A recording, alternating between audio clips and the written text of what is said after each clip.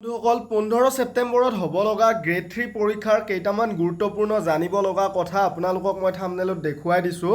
ছোৱালী নেদেখে এইবাৰ পৰীক্ষাত। এইবাৰ এডিআৰই ৰিজাল্ট 30 দিনৰ ভিতৰত দিব, আনহাতে ডিগ্ৰী আৰু গ্ৰেড 4 এডমিট ডেটো ঘোষণা। চেনেলত যদি প্ৰথমবাৰ আহিছে ছাবস্ক্ৰাইব কৰি বেল আইকনটো প্ৰেছ কৰি ল'ব আগলৈও এনেকুৱা খবৰবোৰ পাই থাকিবলৈ।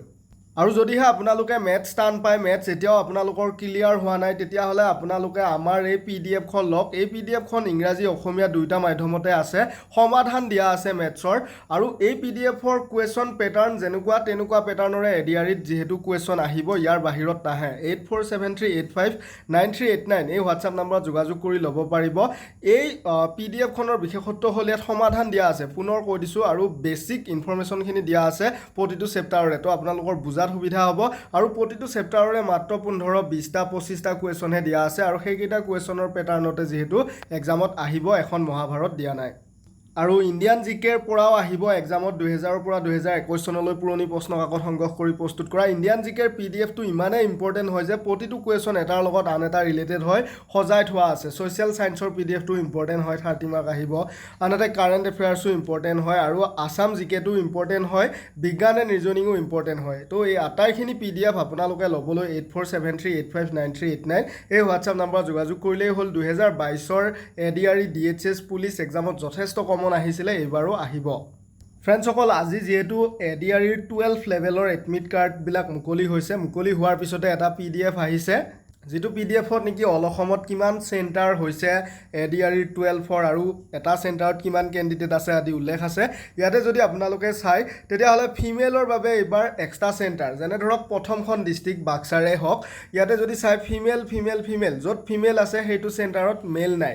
অৰ্থাৎ এইবাৰ ফিমেলৰ বেলেগ চেণ্টাৰ আৰু মেইলৰ বেলেগ চেণ্টাৰ, মেল ফিমেল একেলগে দিয়া হোৱা নাই। অৰ্থাৎ বহুতো ল'ৰাই, মই এইটো ধেমালীয়াভাৱে কৈছোঁ আপোনালোকক, বহুতো ল'ৰাই এক্সাম চেণ্টাৰত গৈ ছোৱালী চাই থাকে। এইবাৰ ছোৱালী চাব নোৱাৰিব, যিহেতু মেল চেণ্টাৰত কি নাথাকিব, এইবাৰ ফিমেল নাথাকিব। ফিমেল চেণ্টাৰত ফিমেলে থাকিব, মেল চেণ্টাৰত মেল থাকিব বেলেগ বেলেগকৈ।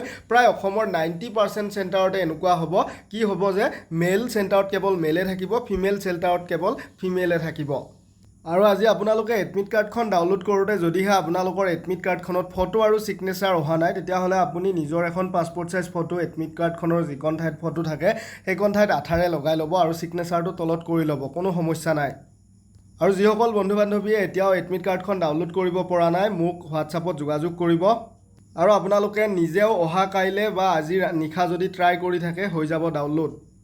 আনহাতে ফ্ৰেণ্ডছসকল, 15 ছেপ্টেম্বৰত এক্সাম হোৱাৰ পিছত আপোনালোকে নৱেম্বৰত গৈ এডিআৰইৰ ৰিজাল্টে পাব। 12ৰ প্ৰাৰ্থীসকলে এডিআৰইৰ ৰিজাল্টে পাব, যিহেতু 60 দিনৰ ভিতৰত ৰিজাল্ট ঘোষণা কৰা হ'ব এডিআৰইৰ। CM ছাৰে 2022ৰ এডিআৰই এক্সামৰ সময়তে কৈ থৈ দিছিলে যে ৰিজাল্টবিলাক 60 দিনৰ ভিতৰতে ঘোষণা কৰা হ'ব অসম চৰকাৰে অনুষ্ঠিত কৰা প্ৰতিটো ছেক্টৰৰ।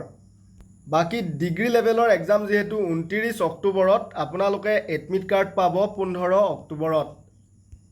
ক্ষমা কৰিব, ভুল হৈছে, 29 ছেপ্টেম্বৰ হ'ব লাগে। 29 ছেপ্টেম্বৰত হয় ডিগ্ৰী লেভেলৰ এক্সাম, গতিকে আপোনালোকে 15 ছেপ্টেম্বৰত ডিগ্ৰী লেভেলৰ এডমিট কাৰ্ড পাব।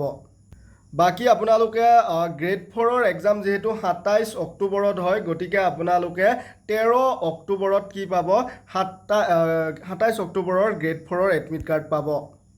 আপোনালোকৰ যদি কিবা জানিব লগা আছে কমেণ্ট কৰিবচোন। কমেণ্ট আহিলে সেই কমেণ্টৰ ওপৰত নিৰ্ভৰ কৰি নেক্সট ভিডিঅ'টি প্ৰস্তুত কৰিম। চেনেলটি ছাবস্ক্ৰাইব কৰি ল'ব।